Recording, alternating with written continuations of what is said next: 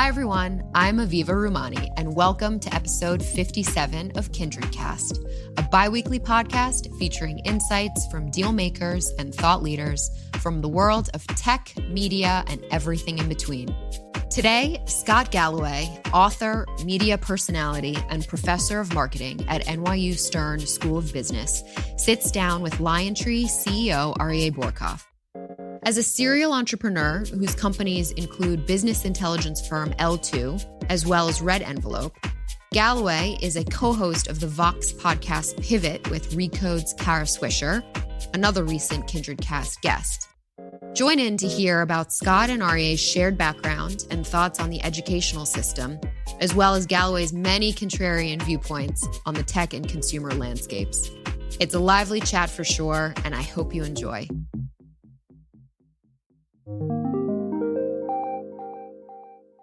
Hi, everyone. It's Aryeh Bourkoff. I'm pleased to be interviewing today someone who I've followed for quite some time, Professor Scott Galloway. Scott, you are not only a professor at NYU's Stern School of Business, where you teach brand strategy and marketing, but also the founder of L2, which you sold to Gartner a few years ago. Yep. And an author of several best-selling business books. You're known to millions, of course, for your incredibly popular YouTube videos on the state of media, tech, and the consumer landscape overall. Yeah. And most recently, your podcast with Kara Swisher, a friend of the firm here, called Pivot with Kara Swisher and Scott Galloway. All of our banking analysts here at LionTree, big fans, so you can tell how productive they are, but hopefully it's informing their business strategies. But thank you for taking the time and coming to see us. It's a pleasure to finally meet you. Thanks, Aryeh. Face-to-face and to talk through the industry here. Perfect. Thanks for having me. The difficult part about talking to you about the landscape is that you cover a vast amount of material because but it's only an inch deep. Yeah, I don't know. I think people will be pretty impressed that we're going to talk about tech, we're going to talk about media, we're going to talk about the markets, we're going to talk about the concept of globalization. Yeah. But in all these areas, as I've approached this conversation, and obviously my job overall advising companies and being a student of the landscape, there are two sides to every coin, and we're at a moment where you could easily call a winner scenario or a loser scenario or a glass half full or a glass half empty. And it's probably a point of where we are in the market cycle overall. So I want to start with education because that's your core role. You're a professor at NYU. You deal with and teach students all the time. It's a millennial group, maybe even a Gen Z group in some cases. Yep. We've had a lot of conversations recently about our educational system being potentially elitist. Yeah. We're both students of the UC system. You went to UCLA, I went to UC San Diego. Nice. Yeah. And so I had residency, and it was cost effective. Amen, brother. Yeah. And $7,000 total tuition. Correct. Not even tuition, like fees, right? Yeah. Everything. And I chose UC San Diego because San Diego, and they had this campus college program where the big university felt much more personal when you were in these college campuses. So I was at Muir College, which was more of a liberal arts, humanities view. And I also liked the fact that it was a growth school. I knew the school that I went to would be different in the future than it was in the past because it was constantly being invested in and growing and learning new things, and I love that. Yeah, great school. Yeah. So the education system is now getting a new lens and a microscope. We saw recently Robert Smith, chairman of Vista, do a great move and forgive student loans at Morehouse College. So what's happening in the education system? What are you seeing? And maybe educate us there. This is something I'm really passionate about. Let me start with just a moment of gratitude. It's easy to credit your grit and your character for your success and blame the markets for your failures. And I have no such delusion. And this is really, it's generally not a humble brag. I'm generally trying to be grateful and a little bit humble. I'm here with you right now because of the generosity and vision of California taxpayers and the regents of UC. If I hadn't gotten into UCLA and I got in on appeal with a fairly underwhelming GPA, but I didn't test well either, if they hadn't taken a risk on, and they described me when they called me and told me they were letting me in as a native son of California, I just wouldn't be here. It started an upward spiral that took an unremarkable kid and gave me remarkable opportunities. And I worry that that is no longer the case, that as academics, and I put myself into that category, we no longer think of ourselves as public servants. We think of ourselves as luxury brands. And at NYU and at Stanford, we brag about the fact that 95% of the people who apply get rejected, which to me is like being proud of running a homeless shelter where you turn away 95% of the homeless. Stanford has triple the applicants it had 30 years ago. They haven't increased their freshman class size by 1 seat, so they can all be drunk on exclusivity. And we've also raised prices faster than any other sector other than healthcare versus inflation with no underlying increase in product quality. So an example of that, I'll teach 180 kids on a Monday night. They spend $7,000 each. That's $1.2 million in tuition for me in front of a slide projector for 12 nights, or $100,000 a night. And most of that is taken on in debt. And what does that debt mean? That debt means that people get married later. It means they form households later. It means they're less likely to start businesses. So whereas the university system in the United States used to be the lubricant for upward mobility for middle-class kids like me to get into the affluent class, it's become the sand in the gears. We've totally lost the script around higher education, and that is, we like to believe we're a meritocracy. We aren't. The U.S. is a caste system, and the caste system is the following. It's higher education. And despite a number of highly publicized college dropouts, the Steve Jobs, the Bill Gates, the Jay-Z, you should assume your son is not Jay-Z. You should assume your daughter is not Beyonce. These are the exceptions. Yeah, the 0.0001%. And the reality is, we have a caste system, and it's called higher education. Your economic velocity in your 20s kind of sets the tone for the rest of your life. And the college you went to sets the tone for your economic velocity in your 20s. It is a caste system. It didn't with you or me, right? We had access to education because I have the same background, a middle-class background. I really was benefiting from the UC system being a public school system. But on the way out, you're on your own. Yeah, but coming out of UCSD, coming out of the UC system, so I went to UCLA. I got a job at Morgan Stanley. I almost didn't go to college. I mean, literally, I was within 7 days of not going to college. I was going to be installing shelving for $18 an hour, and that seemed like a lot of money. And my dad coached me not to go to college. He's like, $18 an hour, don't give that up. My parents both pulled out of school when they were 13 years old. And UCLA started an upward spiral for me, to Morgan Stanley, then to Berkeley for graduate school, and then it just started this upward spiral. I'm talented. I'm not a humble person. I think I'm outstanding. I think I'm in the top 1% globally, which puts me in a room the size of Germany. And I live a life that's much better than the top 70 million people, and it's because I had access to remarkable state-funded education. That no longer exists at the same level it used to. Our system, the University of California, hasn't totally lost the script. 7 of the 10 universities in the U.S. with the greatest level of income diversity are UC campuses. But in general, the goal of academics is that as we have raised prices faster with this incredibly inefficient union called tenure, for the undereducated, we have welfare in the form of food stamps and unemployment. For the overeducated, we have welfare in the form of tenure.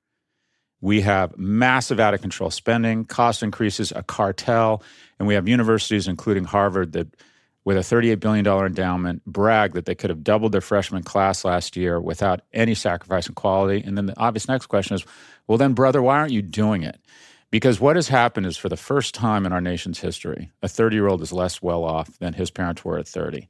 And I think it's largely because we've all been downgraded. And that is, good kids get to go to average schools, average kids go to shitty schools. And by the way, they're all paying the same amount, which results in incredible student debt. And then kids like me don't even get to go to college. If I hadn't gotten into UCLA, I might have been able to go to Pepperdine, and I wouldn't have had the confidence to borrow the kind of money you need to borrow right now. So there's some very good things. More girls are going to college. That's a great thing. A remarkable kid from the inner city can find Harvard, and Harvard can find them. That's a fantastic thing. But what if you're just good and you're from the middle class? You still go to college, but you go to a worse college, and it's a lot more expensive. And we need to adopt more of a system. In my view, we need a Marshall Plan. We need to reduce costs. What the gentleman did down at, was it Morehouse or Spelman? Morehouse, yeah. That's incredible. Yeah. A generous man. But that's not going to solve the problem. Right. Because until we start lowering the costs, until we massively increase the number of seats such that good kids can go to good schools, maybe even great schools, we're downshifting the opportunities, and we're promoting this caste luxury brand-like system. So we should be taxing endowments. If you don't grow your seats faster than population, you're not a nonprofit, you're a private enterprise. Boom, we're taxing that endowment. Well, why on earth does Harvard have a $38 billion endowment? The GDP of El Salvador or the endowment of Harvard, and yet they don't want to expand the number of seats? Of the 100 best schools in America, 38 of them have more people from the top 1% of households than the bottom 60. And they're nonprofits? Tax the shit out of them, literally, and start expanding seats at good schools. So kids like me, who were remarkably unremarkable, still have access to the same remarkable opportunities that you and I had. We have literally lost the script in higher education. I'm biased. I'm very involved with Berkeley. I think the UC system is doing its best. Berkeley will graduate more kids from low-income households this year than the entire Ivy League combined. But this bullshit down in my university, NYU or Columbia, where we brag about how many kids we turn away, that's not a good thing, because guess what? Your kid on a risk-adjusted basis, no matter how fond of John you are, is likely going to be pretty similar to you in terms of work ethic, character, intelligence, and he or she is going to a shittier school than you. Well done. So brag about the fact you can't get into your school now. That's a bad thing. Yeah, I feel like that was a bit of a rant. I'm I love caffeinated this. Is like here. Amazing. I'm juiced up. I didn't really even appreciate the fact that we had a similar educational background, because I was the only person I know in school at UC to go into Wall Street, because I went to Smith Barney, but I was pounding the pavement. It wasn't easy. It was not easy. It was not easy, yeah. And I remember actually being at the Career Services Group at UC San Diego, interviewing with Goldman, Morgan Stanley, et cetera. Yeah. And they were so unaccustomed to my pursuing Wall Street versus actually UC or San Diego-based schools or companies. They kind of kicked me out of career services. Like, you can't do these kind of calls from here. So I had to actually go and find that job. It was an unusual track. You went to Smith Barney? Yeah, and high yield bonds. Yeah, I went to Morgan Stanley. And the reason I chose Morgan Stanley was I heard they didn't drug test or check grades, because I lied about my grades and I smoked a shit ton of pot in college. There you go. There's my career. You're an entrepreneur from day one. There you go, kids. Let me draw a parallel between this elitist educational system we have and the inequality we have in our country. Yep. Because I think if you're a student or an emerging student from areas that are not privileged, you're probably thinking this is not a fair playing field. And it's obviously exacerbated by the overall economic issues that we're facing with income inequality. But in my mind, other countries like Germany, you mentioned, have educational systems that are much more vocational driven. So if you want to be a nurse, you have nursing school early on, and it helps the labor force really get more parity in terms of having precision and differentiation and expertise earlier on versus a classical liberal arts education. Yeah, so vocational school, when we talk about vocational schools, and they're really important, but we don't like to call what most vocational schools are in Germany, and that is their union. Because unions typically take on a role of a lot of vocational training. You go into the plumbers or the electric guild or what have you. And in Germany, they just have a different approach. On every public board, you have to have, I think, 40% of your representatives from the employees. And oftentimes they're union members. So what do you know? Daimler-Benz or BMW employ hundreds of thousands of people, and they start at $28 an hour.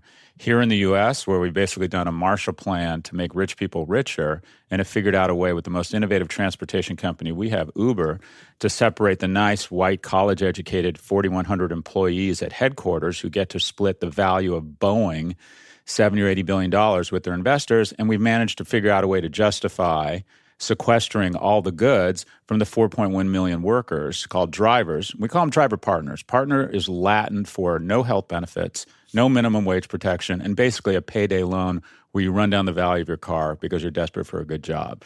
And we've decided that's okay here. Back in the 70s and the 80s, if you started on the shop floor at General Motors, you made $28 an hour.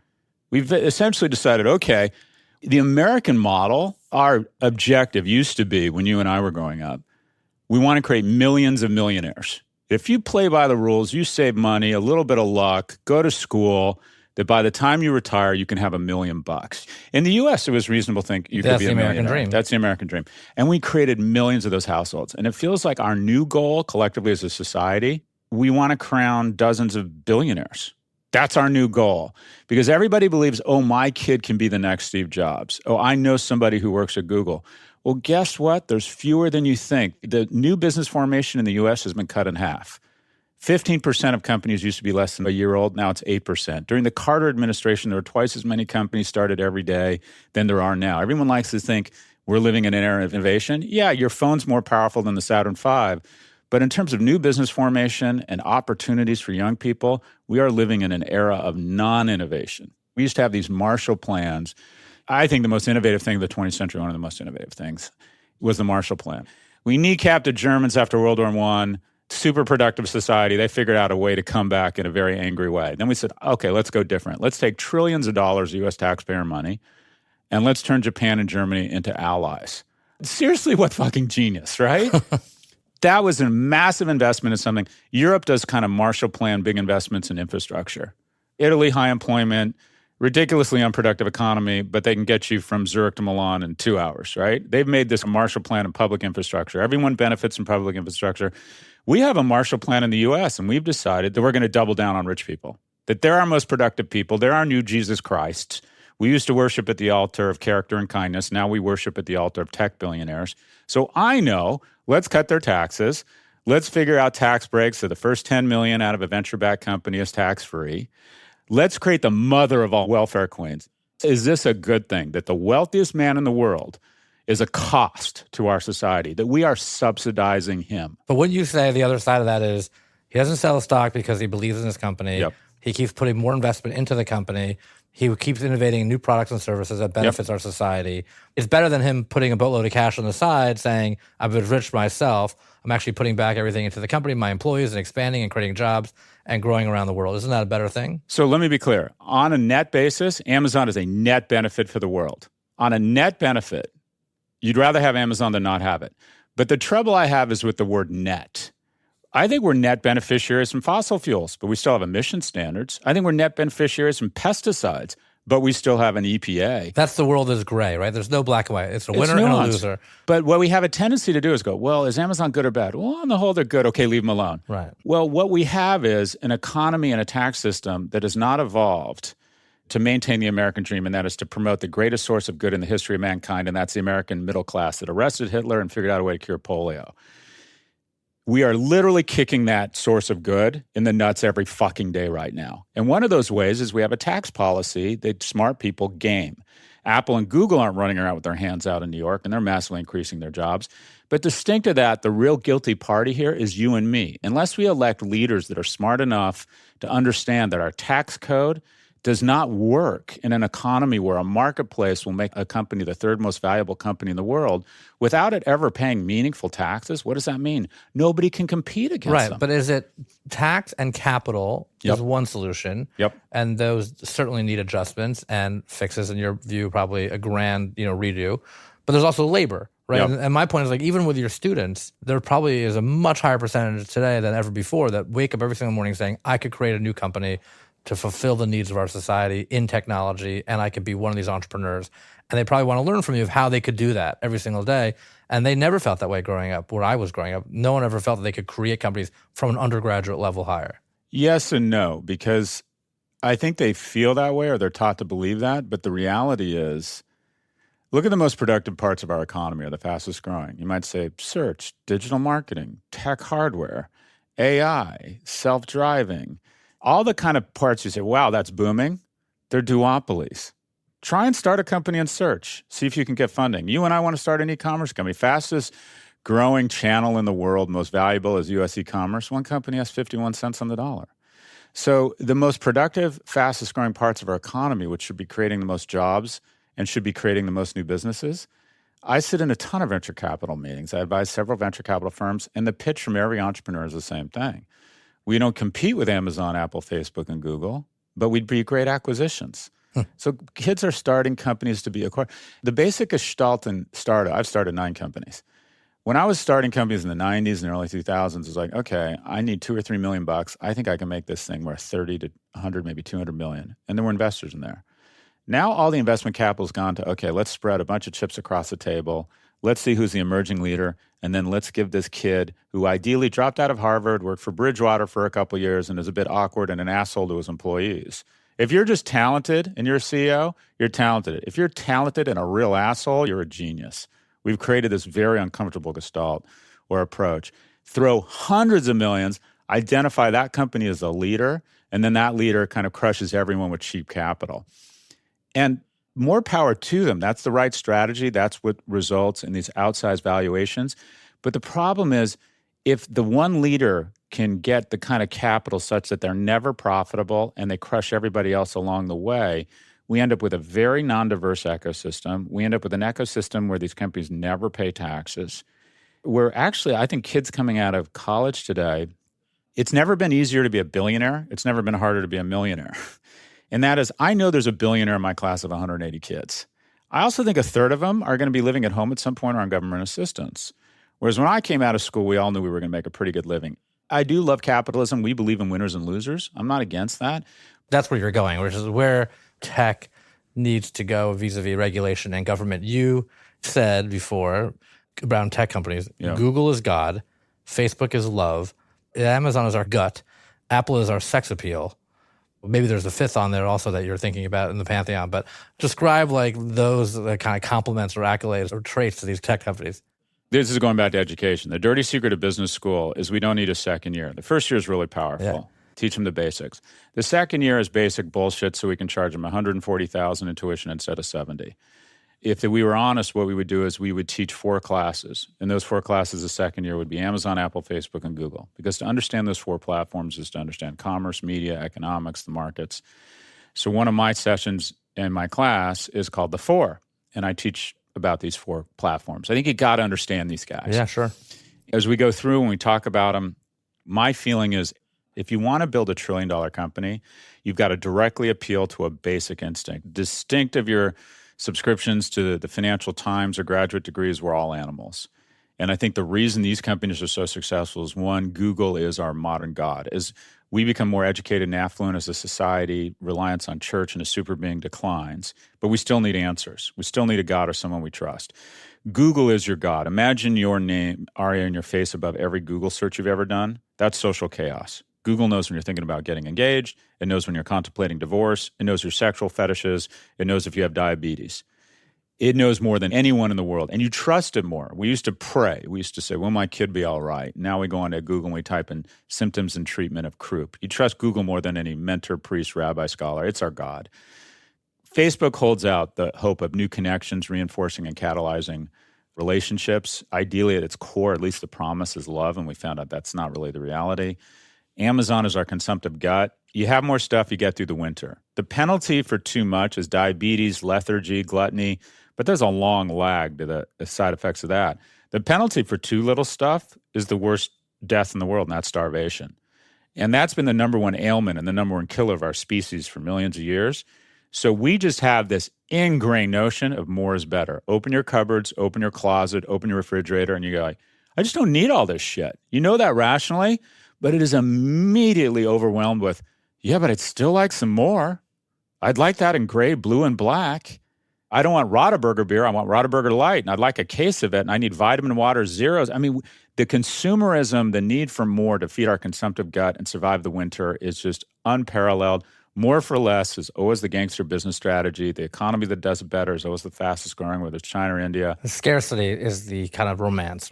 Scarcity is a very powerful construct because you can't have it all, and you have to make choices and prioritize capital, allocate it the right way, and then be judged on the results.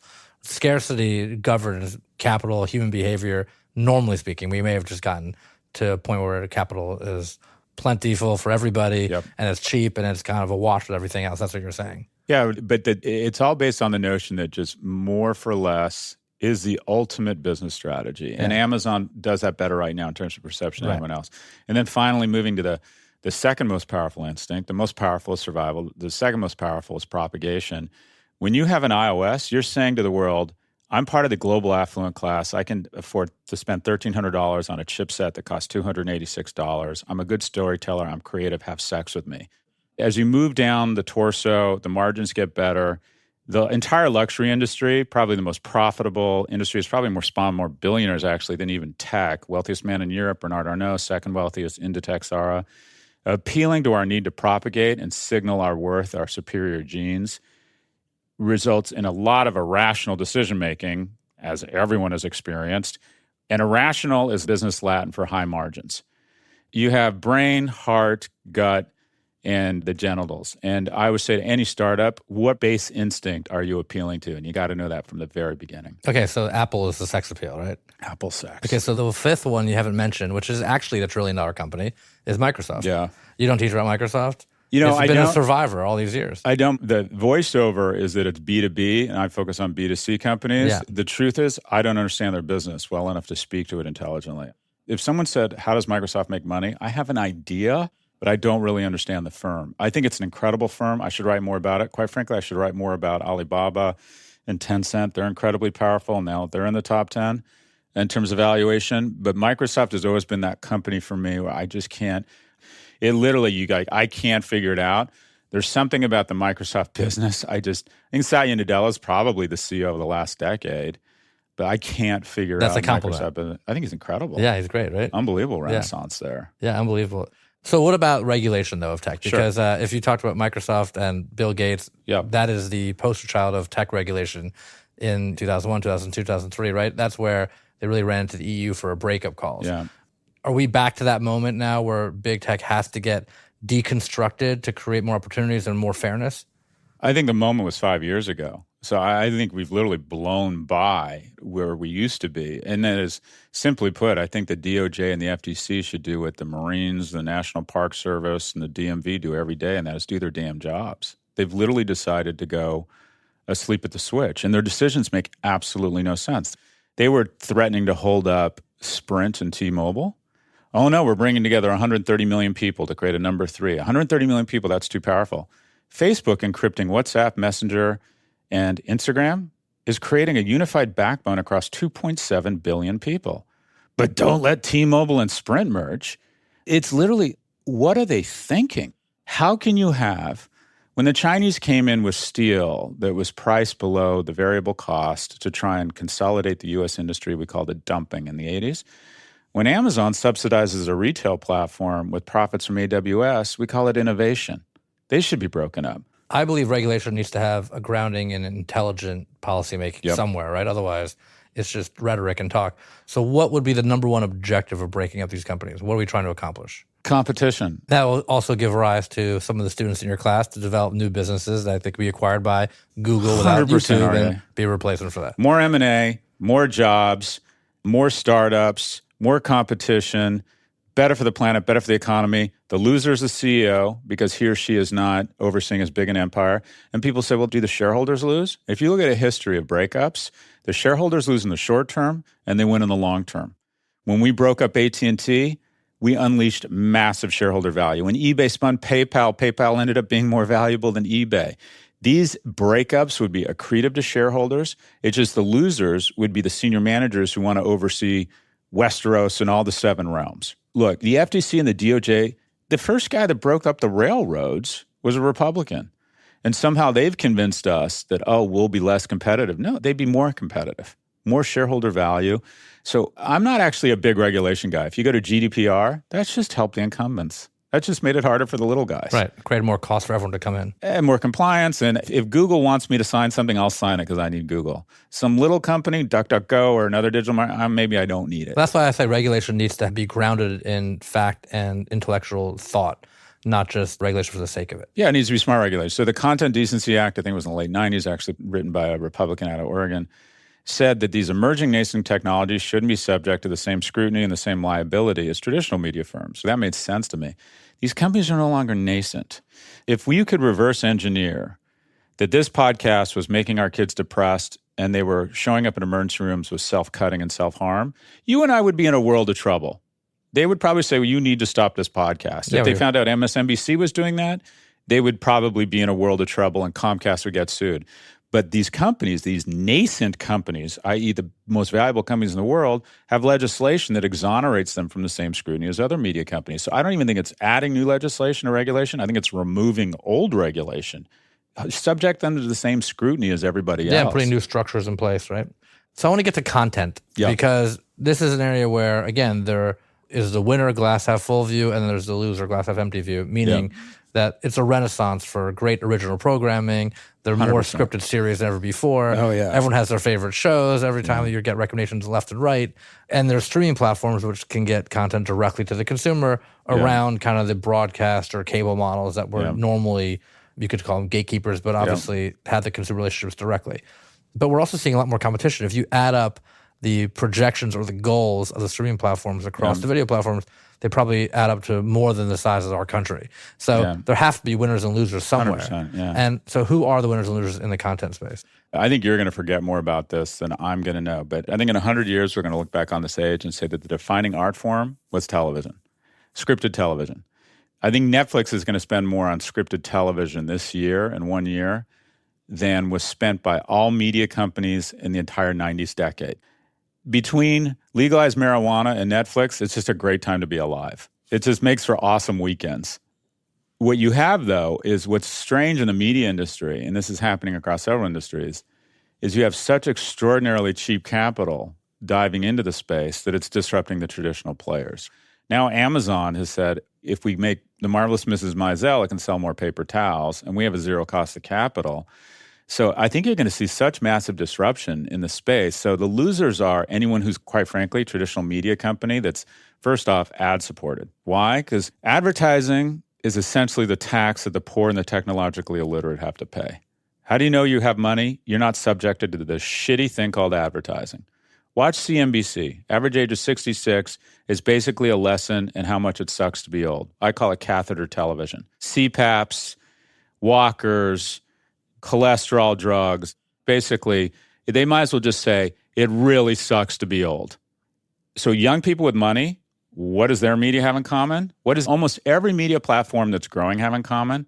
It's not ad-supported. And the ones that are ad-supported have unbelievable multi-billion person-like scale and unbelievable targeting capabilities. So we know the winners. Amazon is the new winner. It's going to be probably one of the 5 largest media companies in the world. Because it's a subsidy against their commerce business. So the most valuable shelf space in a grocery store is the checkout line. It takes some time. You're sitting there. It's impulse purchase. I'll get some gum. Most expensive shelf space, most valuable shelf space.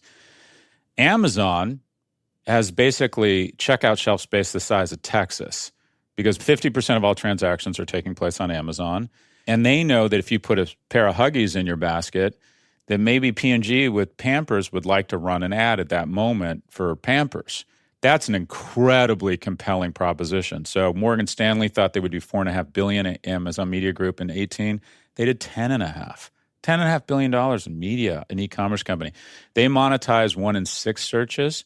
Walmart.com and Target.com monetize 1 in 50 and 1 in 100 searches respectively. So it's not easy to do. There's incredible technology there.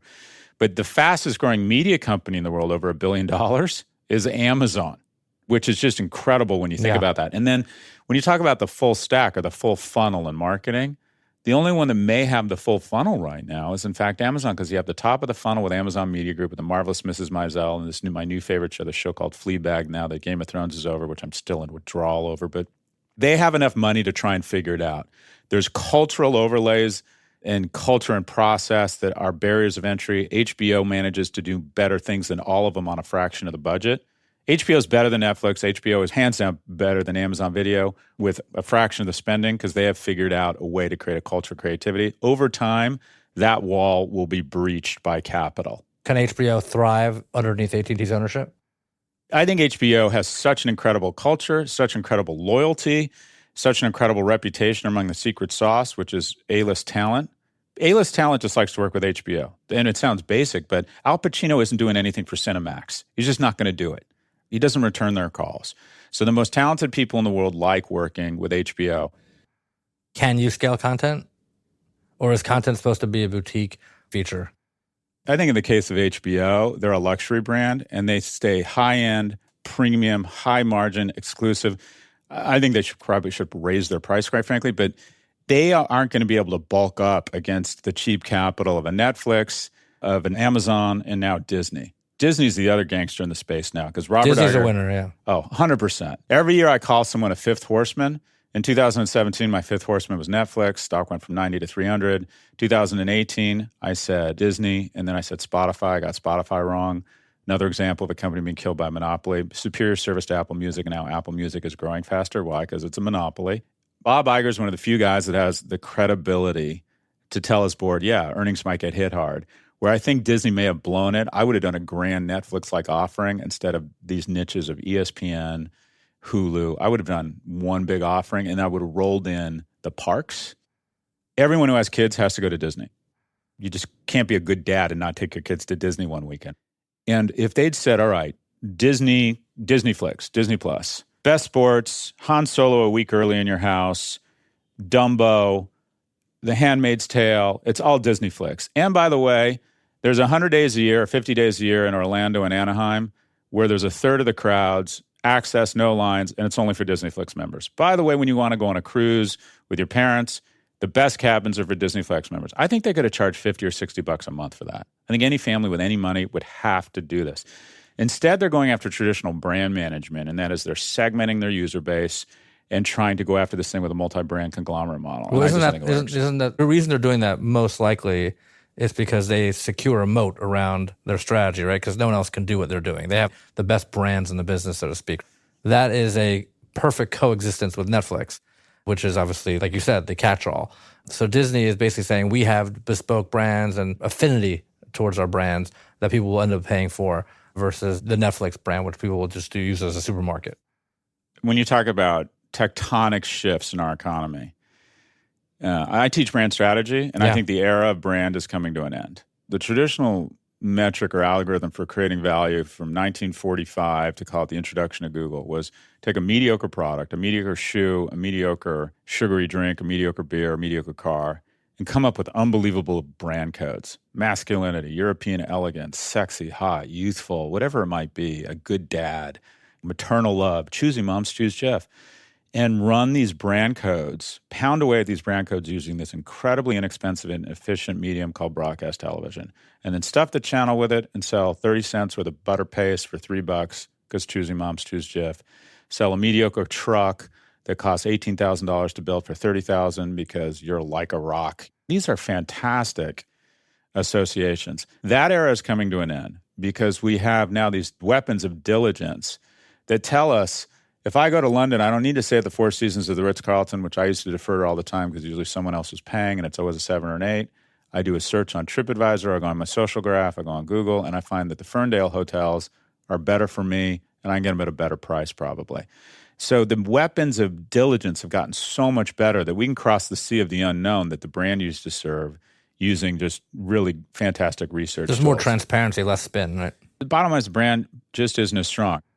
General Motors, Procter & Gamble, Unilever, these companies had incredible brand managers that hired all these kids from my class and said, let's find niches and let's figure out unique value propositions, different design, different logo, different advertising.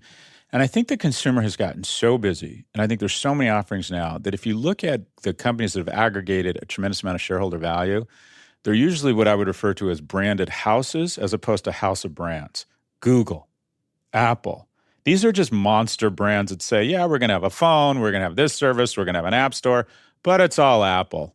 It's just all going to be Apple. Doesn't that enhance credibility in some cases? Like if you're looking at all these options if you're a consumer today and your head's spinning, if it's attached to a brand like Apple or Google, you say, okay, I can at least trust understand it. If Google puts their logo on a refrigerator, I'm buying it. It means great design. It means it connects with other things easily. It means it's easy to set up. Right. Boom, I'm in. If Apple put their logo on almost anything, I would buy it at this point. And I understand they need discipline not to do that. But Disney's pursuing what I would call a house of brands model. And it's also hard for them to go all in on one master offering because they're probably in the short run would lose revenues. I think they're trying to change a tire while going 90 miles an hour. I get the strategy. I think the gangster move for Iger, and I think he's probably one of the few people in the world that could have pulled this off. The other guy is Jeff Bourkoff. He had the credibility to do it. Maybe Murdoch. It would be to, what is Netflix? Netflix doesn't go, oh, it's adult content, call it Hulu. I mean, Disney has one iconic global brand. It's Disney. And then you'd think, well, maybe Star Wars. Netflix has said, okay, it's just Netflix. It's Netflix Kids. It's Netflix Sports. I think Disney should have done a grand bargain. I also think they screwed up with their pricing. I think they're a luxury brand. I wouldn't have come in below Netflix. I would have signaled to the marketplace, all right, playtime's over. We're fucking Dumbo. You're paying $20 a month for this, right? I mean, Disney everywhere, premium price, premium product. Disney is the brand for everything. Simply put, do you love your kids? If the answer is yes, you have to have this. Do you love your kids? We have the best content in the world. We have the best weekends, the best content, and the best kind of educational material in the world. All right, that's not how you roll with your kids? As opposed to, okay, we got to capture the sports, we got to capture that. It would have cost them billions in short-run revenue because they'd have to pull their shit. How much would you pay? The next Star Wars that's coming out, how much would you pay to have it 7 days early in your home? Probably $50. You pay more than that, Aryeh. I know how you roll. I know how you roll. I have to save money for my suits. Oh, my gosh. I think people would pay a lot of money. And I think they could have different levels. They could have kind of Disney Flicks and then Disney Master the Universe or whatever they call it.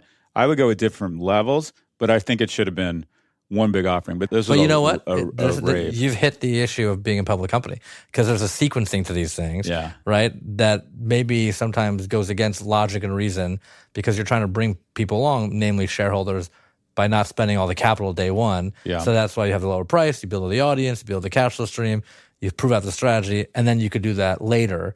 But boldness comes with a cost in some cases, right? Yeah, but this is the thing about Bob Iger. Like, he's 69. The guy looks 45, but I found someone told me he's 69. I'm like, Jesus, what face cream is he using? He's one of the few people in the world that has the credibility with the investor markets to say, okay, everybody, hold hands, gather around the campfire. We're competing with people with low cost of capital.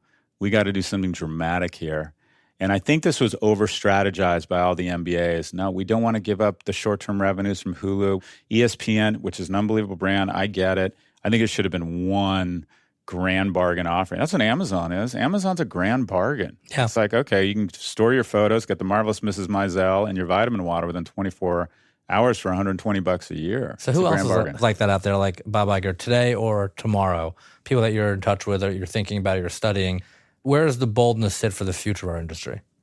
Gosh, that's a really thoughtful, interesting question. You know, I think there's a ton of interesting. I just saw the guy who runs Refinery 29. I think those guys are super innovative and creative. I appreciate what John Steinberg tried to do at Cheddar. We advised on the sale of Cheddar to LTs. It's a good outcome, but it's just really hard to get oxygen, in this environment. I'm trying to think who else has done an interesting job. How about in the consumer space?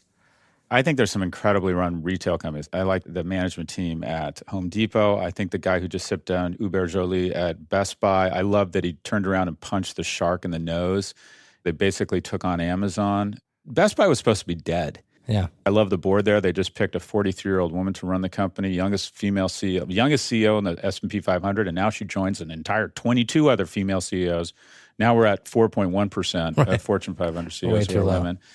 So I think there's a ton of interesting leadership out there. I'll be really interested to see what Jeff Katzenberg does, probably one of the best storytellers in the world, and Meg Whitman, probably one of the best operators in the world. Yeah, for Quibi. Plepper at HBO. Yeah. That guy was a gangster. How does anyone bring together that sort of creative talent, keep everyone on the reservation, and make that kind of content? Sopranos, a soldier reviewing pictures of his kids at the shore before he hangs himself. Anything with Hank on the Larry Sanders Show. I will be your champion. These guys at HBO, that guy invented magic. Like, put him in charge of something enormously huge, and I'll watch it all the time. So I think that guy showed tremendous leadership. I like what they're doing. Yahoo. I think Yahoo Finance does a really good job. That's my homepage. I think those guys do a good job. Anyway, I can go on and on. I think there's a lot of leadership out there. I think it's not an issue of leadership. It's an issue of an economy where we're not allowing good companies to get the oxygen they need because there's two players sucking all the oxygen out of the room. We're supposed to have regulatory bodies that when these companies become invasive species and start performing infanticide on promising young companies and start prematurely euthanizing big companies, these guys go in and break them up.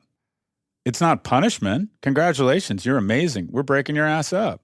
So my question is, dear FTC, DOJ, where are you? So last question I have, because I'm starting to see a little smile on your face. Just tiny. Tiny is about the algebra of happiness. Yeah, this makes no sense as a segue, but yeah, thank you though. You're welcome. Thank you. I'm trying to figure out how that happened. Actually, I would say that there's a great line from Tony Bennett that says, the beautiful thing about life is the longer you live, it teaches you how to live it. Yeah. Which I was reminded of when I read about your algebra of happiness. Thanks. So tell me about the smile. Sure. Tony Bennett, by the way. Let's you and I head down to the Four Seasons and have drinks with Angie Dickinson and a highball after watching the Johnny Show. I mean, you're literally Tony Bennett's your cultural reference. Anyways, thanks for bringing it up. My second book's called The Algebra of Happiness. Went on sale last week. Basically, my most popular class, I distilled down a series of algorithms. It's the last class that I've observed around best practices, around the differences between being successful and happy. And I find the two aren't always correlated. It's a series of equations and then short stories, everything from the ratio of time you spend sweating to watching other people sweat as a forward-looking indicator of your success. Nothing is ever as good or as bad as it seems. Get to a big city. Your zip code and your credentials is a forward-looking indicator of your wealth. What's the algorithm for a successful relationship? I've tried to distill down, looking at a lot of research. There is no equation for happiness, but there are best and worst practices. And there's a ton of great research out there, and I've tried to distill down the research to a few equations that are hopefully informative, instructive, because the kids I teach, I say kids, they're 27, they think they're at business school to develop economic security, which is a key component of happiness. But what they're really there is to try and get the ink in their pen such that they can write a story of satisfaction and a narrative of satisfaction through their life. It's also a journey of personal discovery for me. My sister summed it up well. A couple years ago, I was on the phone with her on a Sunday night, and she said, "Why are you so pissed off all the time?" And I struggle with anger and what I would call kind of mild depression. And I thought, I got to figure out a way to take my blessings and have them foot to my mood. And right now they don't. I have enormous blessings, and I am pissed off all the time. And that's not healthy. Do you think that time will heal that? I hope so. There's an arc of happiness, by the way, a ton of research across demographic and cultural boundaries. And happiness through your age looks like a smile. 0 to 25, Han Solo, Disneyland, exploration, spilling into adulthood, college football. And then 25 to 45 are generally your unhappiest years. Kids are stressful. Economic duress. You're likely going to discover that you're not going to have a fragrance named after you or be a senator. And all the things you thought you were capable of, you find out it's harder. Someone you love gets sick and dies, and life hits you like square in the face, right? But this wonderful thing happens in your 50s or younger if you're soulful, and that is you start taking stock of your blessings. You start finding appreciation and beauty and grace in things you didn't even consider when you were younger. And you get happier. And the happiest cohort in the world, despite the fact they should be the least happiest watching CNBC with all their health problems, are seniors. They're the happiest cohort in the world. So the advice to people when they're 30 or 35 and they're really having a tough time and they're struggling, like, boss, that's part of the journey. And just keep on keeping on because happiness does await for you. But there absolutely is an arc of happiness. Right, so you start happy and you end happy. And you have That's to it. weather through the beginning. The beginning and the end. Yeah. Maybe finish with some words of wisdom for us. Oh, that's easy. Because or lack thereof. We're getting into the summer, the middle chapters of the year. Sure. We are in a point in time where, as I said, you could have a positive perspective of where the world's going, strong economy, connectivity, et cetera, and you could have a negative, pessimistic view. Sure. I like to think that we can influence the outcome versus just being academic about it. So how do we all take some words of wisdom from Scott Galloway and put it into practice to make ourselves happy in that last chapter of the year? And thanks for that. That's a generous question. And I'll, again, return to research. I was asked to do the last lecture. So the kids get to pick a professor to come in and do their last lecture before they graduate. And I got to do it this year. And so I did my kind of Algebra of Happiness talk. The question is always the same thing. What is the one thing? What is the one piece of advice you'd give to people if you wanted to increase the likelihood they would live a satisfying and happy life? And that's a big question, right? The research shows the following. In the largest study on happiness, the Harvard Grant Study, tracked 400 men from the age of 19 to 99 is when the last one died. 80 years, they had to swap out principal scientists 4 times because the principal scientist kept dying. In about 2014, the study came to an end. They took the largest data set ever compiled on longitudinal happiness. They tracked 400 guys, what they ate, their work, their income, their relationships, and then queried them regularly on how happy and how satisfied do you feel. And they found that the cohort that was the happiest had one basic best practice, and that was the depth and number of meaningful relationships in their life. At work, do you feel respected and admired? And do you respect and admire other people? Amongst your friends, do you get a sense of joy and camaraderie? And do they know that they're getting joy and camaraderie from you? And finally, at home, do you feel an intense level of love and support? And just as importantly, do you know that they feel an intense level of love and support from you? And it's got the greatest opening line of any academic study. It's a 400-page study, and the principal scientist decided that the opening line would be happiness is love, full stop. So you want to be happier, start investing in other people, start investing in relationships. That is how you get to drop the mic, the number of deep, meaningful relationships. I love it. Good. I hope we'll have one of these someday between us. I like that. Thanks, Scott. Hold me. I appreciate you being here. Thanks, Aryeh. Thanks for your Congrats wisdom on and your insights. success. Thank you. Thanks. I hope you enjoyed our show today. If you want to check out any prior episodes, you can find us on Apple Podcasts, Spotify, or wherever you listen. Feel free to leave a review there as it helps people find the show. You can also follow us on Instagram, Twitter, and Facebook at KindredCast for behind-the-scenes photos and info. Keep listening and see you next time. Audiation.